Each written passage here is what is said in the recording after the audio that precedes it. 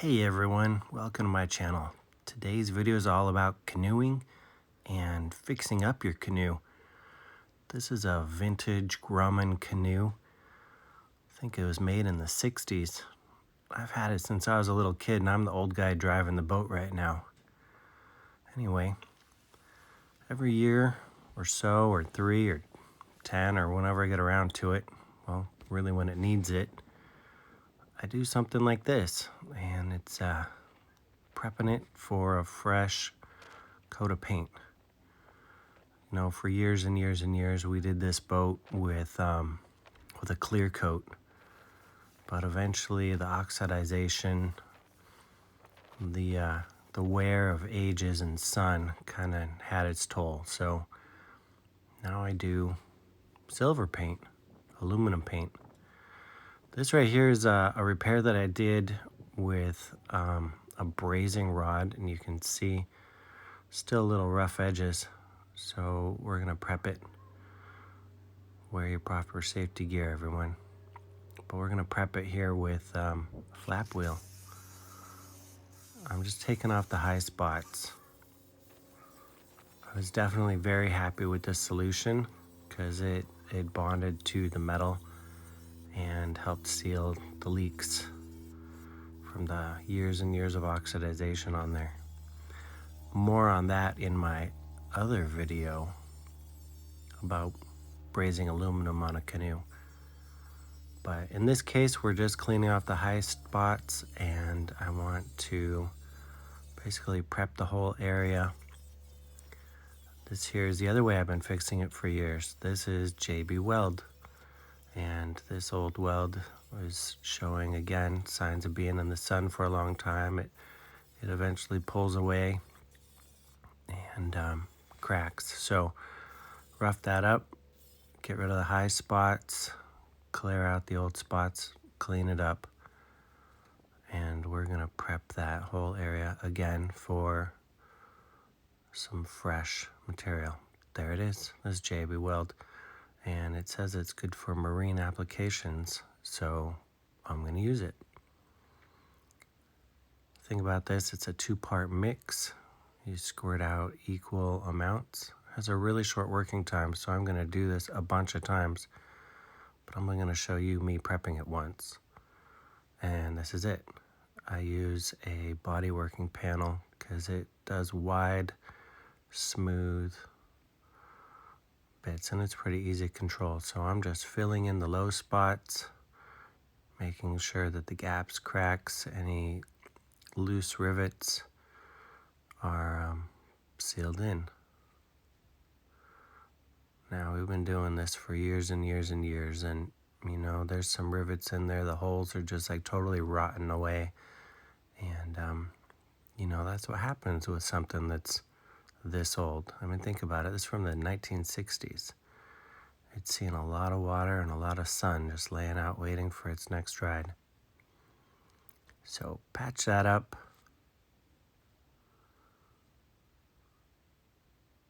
I think I'm showing this to you in about like 10 times speed, so don't want you to be too bored. The idea here is we want to cover it, we want to get good adhesion, we want a nice smooth surface. So this is it.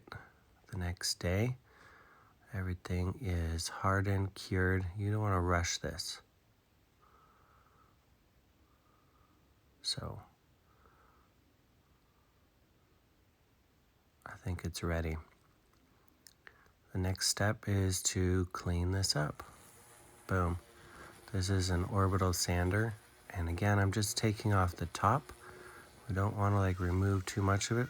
We're just gonna like clean this up so we don't have a bunch of rough surfaces. And again, we're gonna paint this afterwards, so this is a nice tooth for the paint to stick to.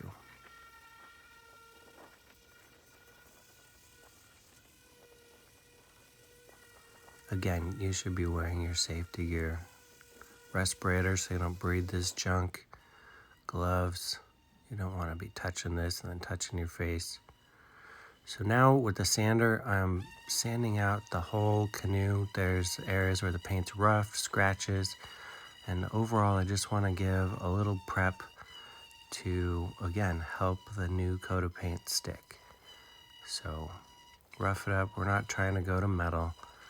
This is paint on paint, you know, clean up the rough stuff, the loose stuff, and just give it a good adhesion base.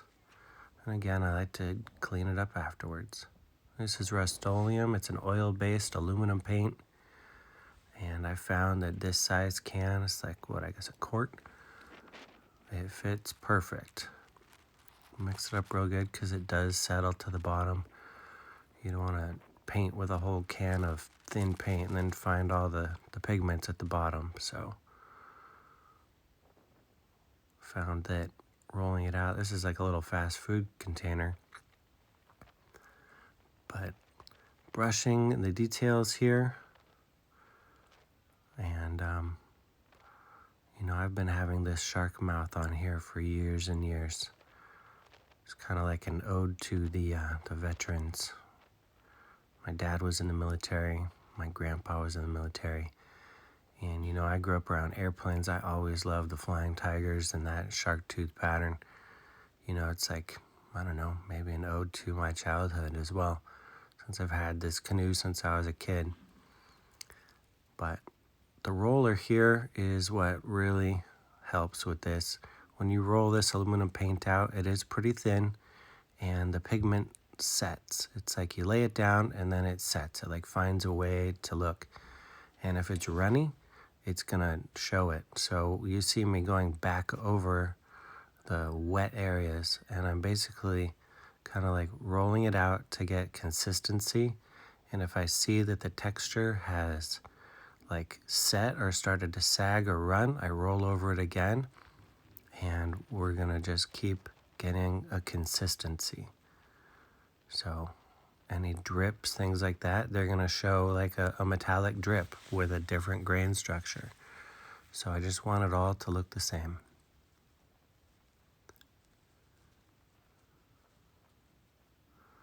I think sawhorses would have been good, but you see I'm using my recycling bin, my trash bin. And this is a pretty nice day. I think it's in the 70s. The sun is definitely gonna help dry this.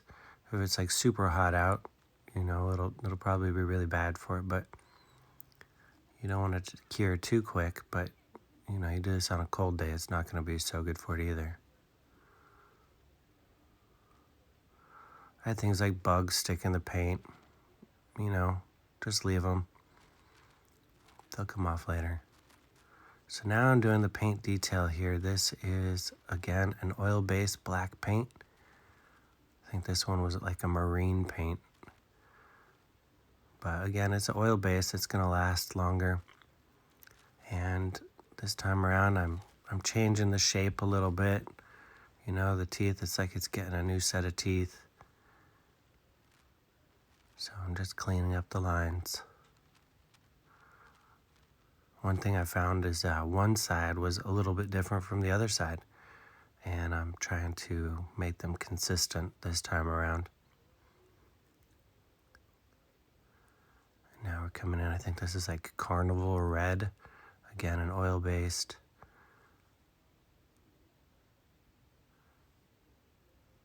I love the color. It's so fun to watch this in high speed. You know, this is definitely hours and hours of work. So while that's drying, we'll do the inside. Put this flag holder back here, and it's like the only steel thing on the canoe. So it gets some rust, clean it up a little bit. This is a stainless steel wire brush, and I'm using that instead of the flap sander or the orbital sander because all the curves. So this is gonna get in, it's gonna scrape up the area. And inside we have the keel and the rivets on the Crossmember. So this is gonna get into the nooks and crannies a little better in there.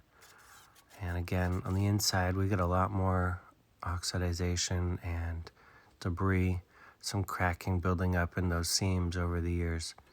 You know, the water gets inside and it kind of like just it does weights in there and slowly erodes your metal. So something you got to look out for.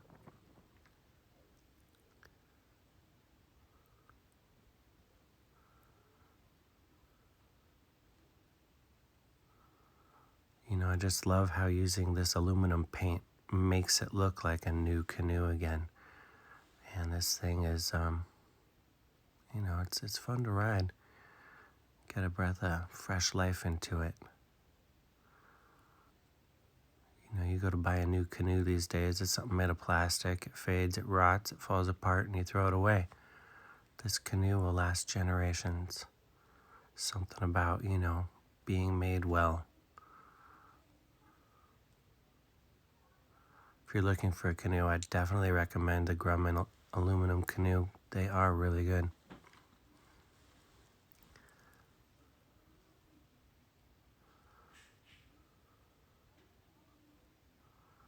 Look at that.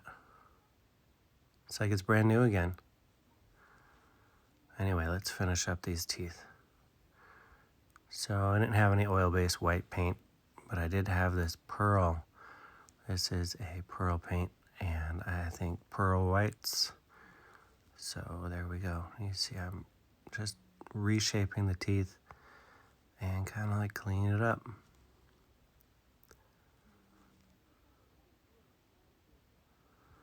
You guys like books, but you never have time to read them? Well, in my work as a photographer, I drive a lot, and I listen to audiobooks, and that really helps me pass the time. I definitely suggest checking out Audibles and getting a free subscription. I'll put a link below. You can check that out and start listening to audiobooks while you are going through your day. It definitely helps me. Look at this, our first test. We're in the water. My daughter's 6. She, really doesn't get the whole paddling thing, but, that comes with age. I got this boat when I was 6. Look at this, we brought a decoy along. He floats behind us. Everybody's like, hey, you're being followed. Did you feed that duck? And we're like, yep. It's our pet. It's pretty fun. Here I'm teaching her about the water. You see how it's all ripply ahead of us, but it's glassy where we are? Yeah, that's the wind is causing that. So you can learn to read the water. Like telling her how this is gonna be a little breezier here. How we have wind shadows.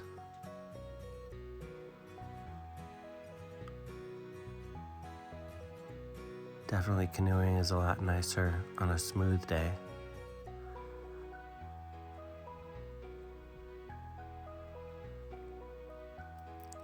Well, the beauty is this worked, and the boat is holding water, or shall we say repelling water, and we are having a great time.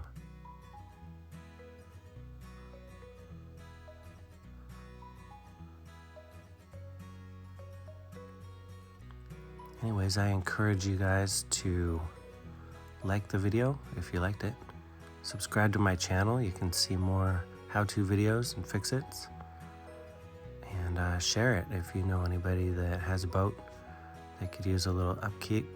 This is something that's been working for me for, the past 30 years at least.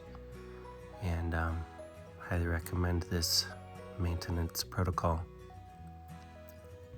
I'll have links below so you can get your own items to fix it up, or for the audibles as well.